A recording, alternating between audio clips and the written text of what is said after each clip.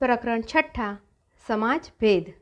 गत जनवरी महीने में सन 1901 ईस्वी सन के कंटेम्पररी रिव्यू पत्र में डॉक्टर डिलन ने शेर चीन और बकरी यूरोप हेडिंग देकर एक लेख लिखा है। उसमें युद्ध के समय चीना लोगों पर यूरोप के अकथनीय अत्याचार का वर्णन किया गया है। चंगेज खां, तैमूर लंग आदि मनुष्य जाति के शत्रुओं के इतिहास प्रसिद्ध भयानक करतूत सभ्य यूरोप की दबंग हैवानी के आगे मात हो गई। उसने भी सिर झुका लिया। यूरोप अपनी दया धर्मपूर्ण सभ्यता की बड़ाई करके एशिया को सदा धिक्कार दिया करता है। उसका जवाब देने का मौका मिलने से हमें कुछ भी प्रसन्नता नहीं है, क्योंकि सबल के कलंक की बात जाहिर करके निर्बल उसका कुछ बिगाड़ नहीं सकता। किंतु सबल जो दुर्बल को कलंक लगाता है वह निर्बल के लिए किसी न किसी समय सांघातिक हो जाता है। साधारणतः एशिया के लोगों के चरित्र की क्रूरता, बर्बरता और दुर्गेयता यूरोपियन समाज में एक कहावत सी हो गई है। इसी से आजकल ईसाई समाज में बात पर बड़ा जोर दिया जा रहा है कि यूरोप के आदर्श पर एशिया का विचार करना ठीक नहीं। हमने जब पहले पहल यूरोप की शिक्षा पाई तब उससे यही समझा कि मनुष्य मनुष्य में कुछ भेद नहीं है। इसी से हम लोग इस ढंग से तैयार हो रहे थे कि जिसमें हमारे नए शिक्षक यूरोप में और हम में जो भेद है वह मिट जाए। इसी समय मास्टर साहब ने अपना धर्मशास्त्र बंद करके कहा, पूर्व और पश्चिम में इतना अंतर है कि वह किसी तरह मिटने वाला नहीं। बहुत अच्छा, अंतर है तो बना रहे। विचित्रता ही संसार के स्वास्थ्य की रक्षा करने वाली है। पृथ्वी पर जाड़ा गर्मी सर्वत्र समान नहीं है, इसी से वायु चलती है। सभ्यता के भिन्न भिन्न आदर्श भिन्न भिन्न रूपों में सार्थक होकर अपनी स्वतंत्रता बनाए रखें। ऐसा होने से उस स्वतंत्रता से परस्पर एक दूसरे के निकट शिक्षा का लेन देन हो सकता है। किंतु अब तो देखते हैं कि गाली गलौज और गोले गोलियों का लेन देन होने लगा है। नई ईस्वी सदी का यह आरंभ हुआ है। भेद है यह स्वीकार करके बुद्धि, प्रीति, सहृदयता और विनय के साथ उसके भीतर प्रवेश करने की योग्यता या क्षमता यदि नहीं है तो ईसा की शिक्षा पाकर 1900 वर्ष तक तुमने क्या किया? तुम तोप के गोले से पूर्वी दुर्ग की दीवार तोड़कर सब एकाकार कर दोगे या कुंजी से उसका काटक खोलकर भीतर घुसोगे? चीना लोगों ने पादरियों पर आक्रमण किया।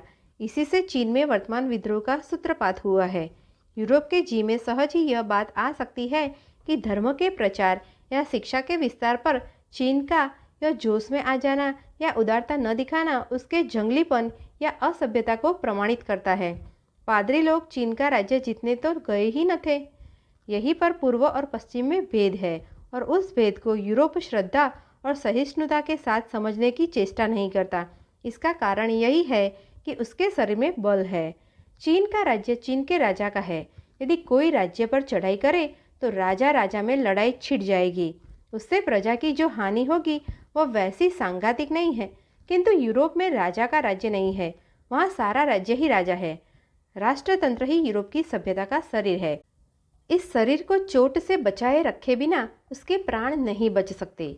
यही कारण है कि यूरोपियन लोग और किसी चोट का वजन ध्यान में ला ही नहीं सकते।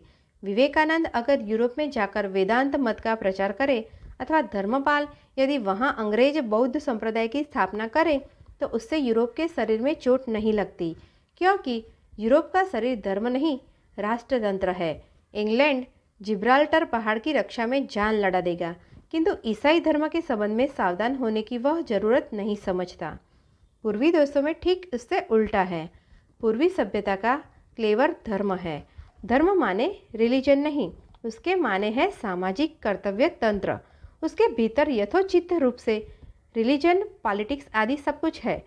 उस पर चोट करने से सारे देश के हृदय में व्यथा होती है, क्योंकि समाज ही उसका मर्मस्थान है। उसकी जीवनी शक्ति का और कोई आधार नहीं है। शिथिल राजशक्ति इतने बड़े चीन में सर्वत्र अपना जोर नहीं दिखा सकती। राजधान से दूर पर जो देश है वहाँ राजा की आज्ञा पहुँचती है, परंतु राजा का प्रताप नहीं पहुँचता। मगर तब भी यहाँ शांति है, सुश्रृंखला, ठीक बंदोबस्त है, सभ्यता है। डॉक्टर दिलन ने इस पर आश्चर्य प्रकट किया है। थोड़ा सा बल खर्च करके इतने बड़े राज्य को संभाले रखना सहज बात नहीं है। किंतु इतना बड़ा चीन देश शस्त्र के शासन से नहीं, धर्म के ही शासन से संभला हुआ है।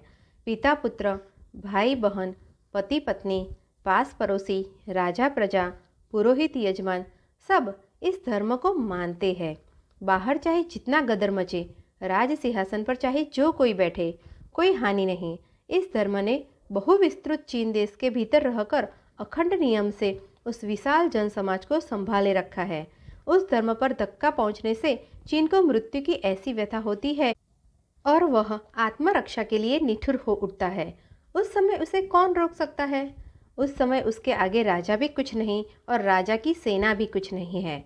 उस समय चीन साम्राज्य नहीं, चीना जाति जाग उठती है। एक छोटे से दृष्टांत से मेरा मतलब खुलासा हो जाएगा। अंग्रेज का परिवार किसी व्यक्ति के जीते रहने तक उससे संबंध रखता है, किंतु हमारा परिवार कुल का एक अंग है। इतने ही अंदर से सब अलग हो जाता है। अंग्रेज लोग इस अंतर को समझे बिना हिंदू परिवार की व्यथा को ख्याल में ही नहीं ला सकते। यही कारण है कि वे हमारी बहुत सी बातों को देखकर सुनकर उन्हें सह नहीं सकते। हमको नफरत की निगाह से देखने लगते हैं। ऐसा होता है और हमेशा ही होता रहेगा। हिंदू परिवार में कुल सूत्र से जीवित, मृत और आगे पैदा होने वाले जिनका अभी जन्म ही नहीं हुआ, सब परस्पर संयुक्त है। इसलिए हिंदू परिवार से अगर कोई कुल त्याग कर बाहर हो जाए तो इससे परिवार को कैसी कटी चोट पहुंचती है, इस बात को अंग्रेज लोग नहीं समझ पाते, क्योंकि अंग्रेज परिवार में पति पत्नी संबंध के सिवा और कोई दृढ़ बंधन नहीं है। इसी से हिंदू समाज में विधवा का विवाह विहित होने पर भी प्रचलित नहीं हुआ, क्योंकि जीवित प्राणी जैसे अपने किसी जानदार अंग को काटकर अलग कर देना नहीं चाहता, वैसे ही हिंदू परिवार भी विधवा को छोड़कर अपने को घायल करने के लिए तैयार नहीं है। हिंदू समाज बाल्य विवाह को भी इसी से अच्छा समझता है। वह जानता है कि प्रेम पैदा होने के लायक अवस्था में ही स्त्री पुरुष का यथार्थ मिलन हो सकता है। यह सच है, परंतु सारे परिवार के साथ मिलन और स्नेह होने का समय बाल्यकाल ही है। दूसरे पहलू से देखने पर विधवा विवाह का निषेध और बाल्य विवाह की व्यवस्था भले ही हानिकारक हो, किंतु जो आदमी हिंदू समाज की स्थिति या संगठन को अच्छी तरह समझता है, वह विधवा विवाह के निषेध और बाल्य विवाह के विधान को जंगलीपन या असभ्यता कहकर नहीं उड़ा दे सकता। भारतवर्ष की रक्षा के लिए बहुत खर्च पड़ने पर भी, जैसे अंग्रेजों को जिब्राल्ट, माल्टा, स्वेज और अदन की रक्षा करनी पड़ती है, वैसे ही हानि सहकर भी परिवार की दृढ़ता और अखंडता बनाए रखने के लिए हिंदुओं को भी इन सब नियमों का पालन करना पड़ता है। इस पर अंग्रेज लोग यह तर्क उठा सकते हैं कि इस तरह सुदृढ़ भाव से परिवार और समाज का संगठन अच्छा है कि नहीं है। हम कहते हैं कि राष्ट्रीय स्वार्थ को सबके ऊपर रखकर पॉलिटिक्स दृढ़ता साधना अच्छा है या नहीं, यह भी तर्क का विषय है। देश की ओर सब जरूरतों को दिन दिन दबाकर सेना बढ़ाने में यूरोप पीसा जा रहा है। सेना के बेहद बोझ से उसका नष्ट हो रहा है। इसकी इति कहाँ पर होगी? निहिलिस्टा के आग्नेय उत्पात में, डायनामाइट या बम के गोलों के उपद्रव में, या आपस की प्रलयकारी टक्कर में? यदि यह सत्य हो कि हम स्वार्थ और स्वेच्छाचारों को सहस्त्र बंधना से झकड़े पकड़े रह के कारण मर रहे हैं, तो इसकी भी अभी परीक्षा सामंजस्य बाकी है कि यूरोप स्वार्थ और स्वाधीनता का मार्ग खोलकर चिरजीवी हो सकेगा या नहीं। जो कुछ हो, पूर्व और पश्चिम के ये सब भेद सोचने और समझने की बातें हैं। जब यूरोप की रीतियों पर विचार किया जाता है, तब यूरोप के समाज तंत्र के साथ उसको मिलाकर विचार न करने के कारण हम लोगों के मन में भी उनके प्रति प्रायः अनुचित घृणा उत्पन्न होती है। इसका उदाहरण एक यही है कि हम लोग विलायती समाज की इस रीति पर कटाक्ष किया करते हैं कि उनके यहाँ लड़कियों जवानी तक कुंवारी रखी जाती है। यह प्रथा हम लोगों के यहाँ प्रचलित नहीं है, अथवा यूँ कहो कि हमको इसका अभ्यास नहीं है। इस कारण हम लोग इस बारे में तरह तरह की आशंकाएं किया करते हैं, किंतु इस पर हम विचार ही नहीं करते कि बाल विधवा को जिंदगी भर अविवाहित रखना उससे भी बढ़कर खटके का बात है। कारी लड़की के बारे में हम कहते हैं कि मनुष्य प्रकृति कमजोर है, परंतु विधवा के बारे में कहते हैं कि शिक्षा और साधना अभ्यास से स्वभाववश में किया जा सकता है।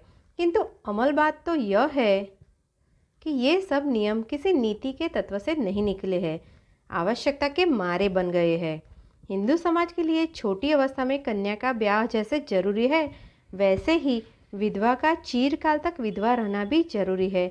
इसी कारण आशंका होने पर भी विधवा का विवाह नहीं होता और अनिष्ट और असुविधक रहते भी कुमारी का बाल्य विवाह होता है। आवश्यकता के अनुरूप से ही यूरोप में अधिक अवस्था में कुमारी का विवाह और विधवा का पुनर्विवाह प्रचलित हुआ है। वहाँ नाबालग लड़की साथ अलग गृहस्थी चलाना संभव नहीं है और विधवा को भी किसी परिवार में आश्रय नहीं मिलता। उसके लिए बहुत करके फिर विवाह करना अत्यंत आवश्यक होता है।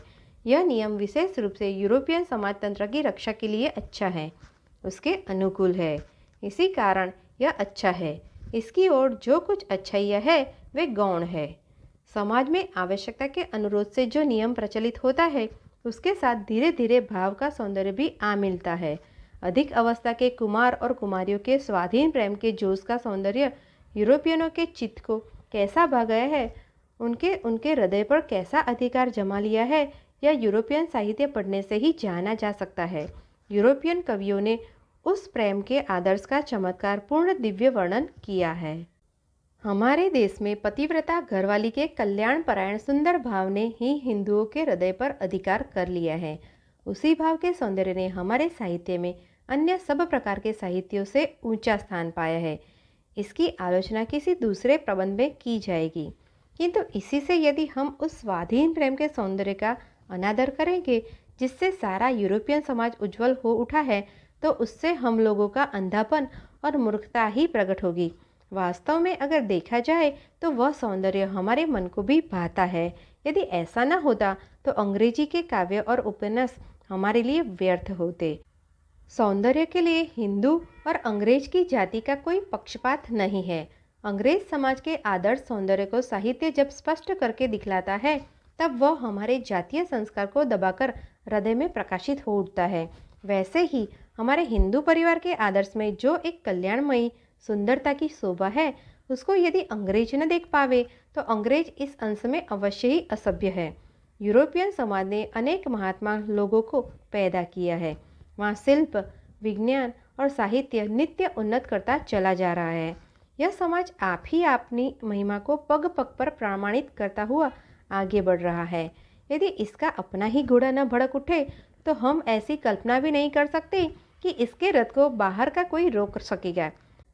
ऐसे गौरवान्वित समाज को श्रद्धा के साथ सूक्ष्म दृष्टि से न देखकर जो लोग उस पर व्यंग वर्षा करते हैं, वे इस देश के सुलभ लेखक बिना जाने अपनी ही हंसी उड़ाते हैं।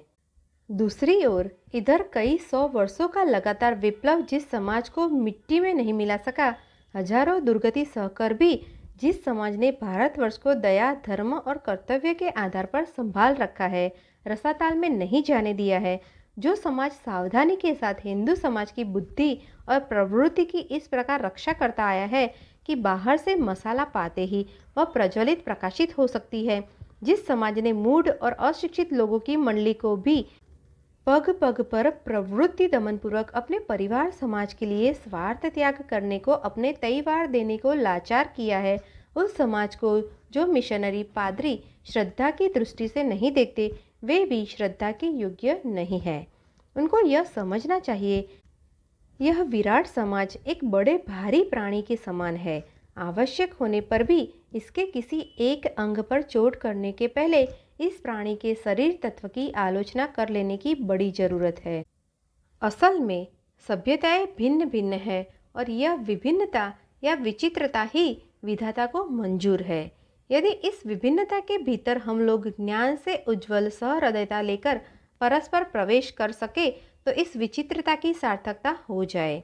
जो शिक्षा और अभ्यास उस प्रवेश के द्वार को बंद कर देता है, वह जंगलीपन की सीढ़ी है। उसी से अन्याय, अविचार और निठुराई की उत्पत्ति होती है। सच्ची या असली सभ्यता का लक्षण क्या है?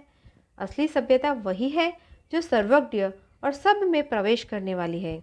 जो पश्चिमी सभ्यता को सदा हंसा करती और धिक्कारे देती है, वह हिंदुआनी है, हिंदू सभ्यता नहीं है। वैसे ही जो पूर्वी सभ्यता को कुछ भी नहीं मानती, वह साहबियाना है, यूरोप की सभ्यता नहीं है। जो आदर्श दूसरे आदर्श से द्वेष भाव रखता है, वह आदर्श ही नहीं है। आजकल यूरोप में इस अंध विद्वेष ने सभ्यता की शांति को कलुषित कर दिया है। रावण जब स्वार्थ में अंधा होकर अधर्म में प्रवृत्त हुआ, तब लक्ष्मी ने उसे त्याग कर दिया। आधुनिक यूरोप के द्वेष मंडप से लक्ष्मी मानो बाहर निकल पड़ी है। इसी कारण बौरों के नगर में अग्नि वर्षा हो रही है। चीन में पशुभाव ने लज्जा का पर्दा हटा दिया है और धर्म प्रचारकों की निष्ठुर बातों से धर्म पीड़ित हो रहा है।